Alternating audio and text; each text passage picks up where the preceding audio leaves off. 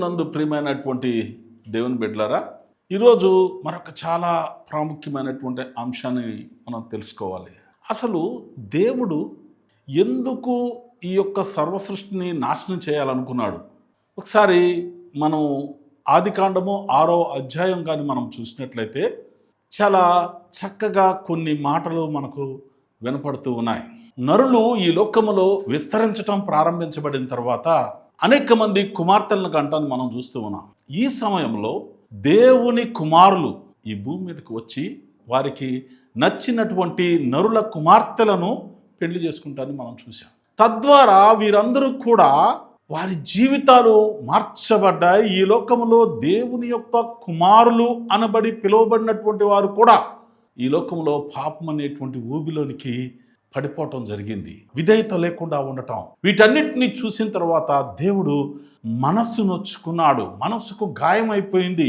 దేవుడు తన జీవితంలో ఈ యొక్క నరుణ్ణి ఎందుకు సృష్టించానా అని చింతించవలసిన పరిస్థితి దేవునికి వచ్చింది. అందుచేతనే నరులు విస్తరించిన తర్వాత దేవుని యొక్క ఆలోచనలో వారి యొక్క మనస్తత్వాన్ని బట్టి, వారి యొక్క దురాలోచనను బట్టి, దేవునికి తన మనసులో గాయం అవటాన్ని బట్టి ఆయన ఒక నిర్ణయం తీసుకున్నాడు. ఈ ప్రపంచాన్ని అంతటినీ కూడా సర్వనాశనం చేయాలని అనుకున్నాడు. ఇక్కడ మనం ఒక ప్రశ్న వేసుకుందాం. ఎవరు దేవుని కుమారులు? ఆ తర్వాత నెఫ్తీలియన్స్ ఎవరు? ఇక్కడ ఈ రెండింటినీ కానీ బేరీస్ చేసుకుంటే అనేకమైన విషయాలు బైబిల్ గ్రంథం నుండి మనకు భయపడుతూ ఉంటాయి. దేవుని కుమారులు ఎవరు అని కానీ మనం ఒకసారి ఆలోచన చేసినట్లయితే, యోబు గ్రంథము 1వ అధ్యాయంలో దేవదూతలు దేవుని ఎదుట నిలవలసినటువంటి ఒక రోజు ఆసన్నమైంది. ఈ దేవదూతలు అనేటువంటి మాటకు మూల భాషలో దేవుని కుమారులు అనే అర్థాన్ని మనం చూస్తూ ఉన్నాం. అంటే ఈ దేవదూతలు ఎవరు?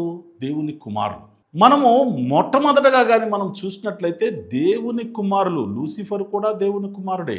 లూసిఫరే కాకుండా అక్కడ ఉన్న దేవదూతలందరూ కూడా దేవుని కుమారులే. మొట్టమొదటగా దేవుని కుమారులుగా బిరుదు పొందిన తర్వాత ఆ తర్వాత వాళ్ళకి వచ్చిన బిరుదు ఏమిటి అంటే ఫాలెన్ ఏంజెల్, పడిపోయినటువంటి దేవదూతలుగా పేరు వచ్చింది. దేవుని దగ్గర నుంచి దూరం అయిపోయి దేవునికి వ్యతిరేకంగా అవిధేయతతో నడిచినటువంటి ఫాలెన్ ఏంజెల్గా మనం చూస్తూ ఉన్నాం. ఇక్కడ దేవుని కుమారులకు అంటే ఆల్రెడీ నరుల యొక్క కుమార్తెలు, అంటే నరుడు అవిధేయత చేత ఈ లోకములో విస్తరించి ఉన్నాడు కనుక ఈ విస్తరణలో వచ్చినటువంటి నరుల కుమార్తెలు చాలా అందంగా ఉండటం వలన దేవుని కుమారులు అప్పుడు పైనుండి కిందకి, అంటే ఆకాశము నుండి భూమి మీదకు వస్తూ భూమి నుండి ఆకాశానికి వెళుతూ ఉన్నటువంటి సమయంలో ఇక్కడ నరుల కుమార్తెలను చూశారు. వీళ్ళు ఈ నరుల కుమార్తెలను చూసిన తర్వాత వీళ్ళు ఏం చేశారు అంటే వారిని ఇష్టపడి వారికి నచ్చిన వారిని పెళ్లి చేసుకొని వారు కూడా ఫాలెన్ ఏంజెల్స్ ఏ మాదిరైతే పాడైపోయారో అదేవిధంగా ఈ దేవుని కుమారులు కూడా వారి యొక్క దేవత్వాన్ని వదులుకొని నరుల యొక్క ఆలోచనలో పడిపోవటాన్ని మనం చూస్తూ ఉన్నాం. ఇటువంటి పరిస్థితులలో దేవుని కుమారులు కూడా పాడైపోవటం, దేవుని దగ్గర నుంచి దూరం చేయబడినటువంటి లూసిఫరు ఆకాశ మండలము నుంచి కింద పడిపోయినటువంటి ఆ దేవదూతల అందరూ కూడా దేవునికి వ్యతిరేకంగా ఈ భూమి మీద దేవుని మీద కక్ష తీర్చుకుంటానికి దేవుడు సృష్టించినటువంటి ఆదాము అవ్వలని టార్గెట్ చేస్తూ వారి మీద ఈ లూసిఫరు దేవుణ్ణి శోధించాలని ఒక నిర్ణయం తీసుకొని ఏదెను వనములో ఆదామును అవ్వను మోసగించడాన్ని మనం చూస్తూ ఉన్నాం. అదే కంటిన్యూషను ఇప్పటికి కూడా మన జీవితంలో జరుగుతూ ఉంది. ఈ ఫాలెన్ ఏంజెల్స్కి అదేవిధంగా ఈ నరుల కుమార్తెలకు పుట్టినటువంటి వారు నెఫ్తీలియన్స్. ఈ యొక్క దేవుని కుమారులు కూడా పుట్టినటువంటి వారు మంచి ఆజానుబాహులుగా వాళ్ళు కూడా నెఫ్తీలియన్స్ అనే బిరుదును పొందుకొని ఉన్నారు. అంతకు ముందే నెఫ్తీలియన్స్ ఉన్నారు. ఎందుకున్నానంటే దేవుని కుమారులు డైరెక్ట్గా ముందుకు రాలేదు. కొన్ని గ్రంథాలను బట్టి మనకు అర్థమవుతుంది. కానీ దేవుని యొక్క కుమారులుగా ఇంతకుముందు పిలువబడ్డారు కనుక ఆ దేవుని కుమారులు అపవాది కూడా ఒక రోజున దేవునితో కూర్చోవలసిన పరిస్థితి వచ్చింది ఆకాశ మండలంలో. కనుక వీరిరువురు కూడా కూర్చున్నటువంటి సమయంలో అక్కడ యోబును పరీక్షించేటువంటి పరిస్థితిని కూడా మనం చూస్తూ ఉన్నాం. ఇటువంటి సమయంలో మనం కొన్ని విషయాలను కానీ మనం గ్రహించినట్లయితే దేవుని యొక్క కుమారులుగా పిలువబడినటువంటి ఈ దేవదూతలు ఫాలెన్ ఏంజెల్స్తో కలిసిపోయి ఈ నరులతో పాటు కలిసి ప్రయాణం చేస్తూ వారు ఈ లోకములో దేవునికి వ్యతిరేకంగా ఉండటం వలన దేవుడు ఈ యొక్క సృష్టిని అంతా కూడా పాడు చేయాలనుకున్నాడు. అందుచేత ఈ యొక్క నోవహ్ కాలంలో 40 పగళ్ళు 40 రాత్రులు గొప్ప వర్షం కురియడం జరిగింది. అందులో ప్రతి ఒక్కరు కూడా మరణించారు. అసలు దేవునికి ఎందుకు కోపం వచ్చింది?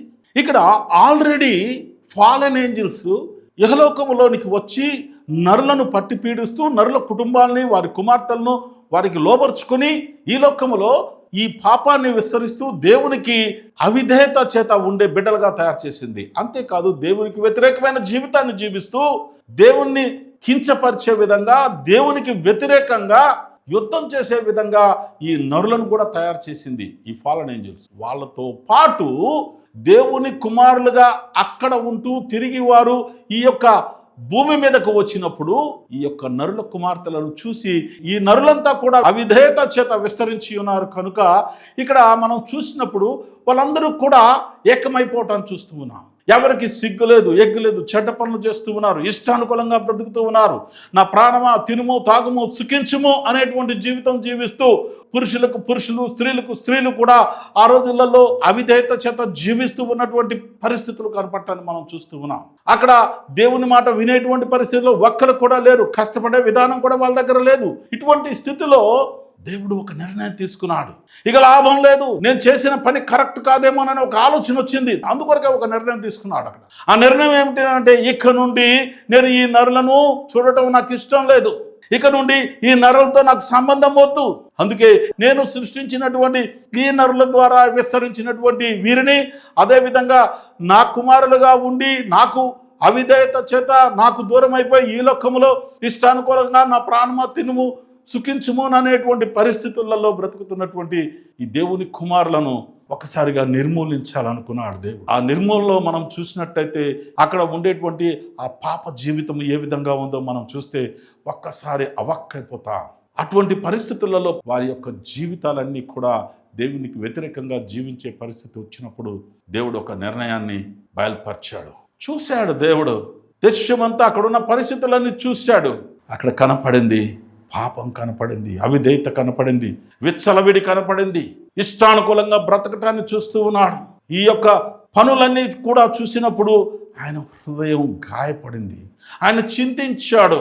ఆ చింతించినప్పుడు ఒక నిర్ణయం తీసుకున్నాడు, ఈ నరుల్ని ఇక భూమి మీద ఉంచకూడదు అనుకున్న తర్వాత ఒక్కసారి తేరి చూడగా ఆయన కనపడింది ఎవరండి? మెతుషుల్లా కుమారుడైనటువంటి లెమెకు కుమారుడు నోవహ్ కనపడ్డాడు. నోవహు లెమెకు ద్వారా చక్కగా పెంచబట్టాన్ని చూశాడు. నోవహు లెమెకు ద్వారా దేవునికి నమ్మకముగా విశ్వాసముగా నీతిమంతుడుగా తీర్చబడి ఆయన ఈ లోకంలో ఉండటాన్ని చూడటాన్ని మనం చూస్తూ ఉన్నాం. అందుకే మనము నెక్స్ట్ ఎపిసోడ్కి వెళ్ళబోయే ముందు నీతిమంతుడైనటువంటి దేవుని చేత ఆశీర్వదింపబడినటువంటి దేవుని యొక్క దీవెనలను పొంది ఆ యొక్క వరద నుండి విముక్తి పొందినటువంటి ఆ యొక్క వర్షము నుండి 40 పగళ్ళు 40 రాత్రులు వచ్చినటువంటి ఆ వర్షము నుండి విముక్తి పొందినటువంటి నోవహు కుటుంబం గురించి తెలుసుకోవాల్సిన పరిస్థితి మనకు ఉంది. కనుక మీరు జేకబ్ లీడర్స్ ఇంటర్నేషనల్ ఫెయిత్ మిషన్లో పాలుభాగస్తులు అవ్వండి, సబ్స్క్రైబ్ చేయండి. మీరందరూ కూడా దీన్ని లైక్ చేసి ఇతరులకు మీరు షేర్ చేయండి. మీరు కూడా సువార్తలో పాలుభాగస్తులై ఉండాలని ప్రభునామపేట మిమ్మల్ని అందరినీ కోరుతూ నేను ముగిస్తూ ఉన్నాను. May God bless you everybody.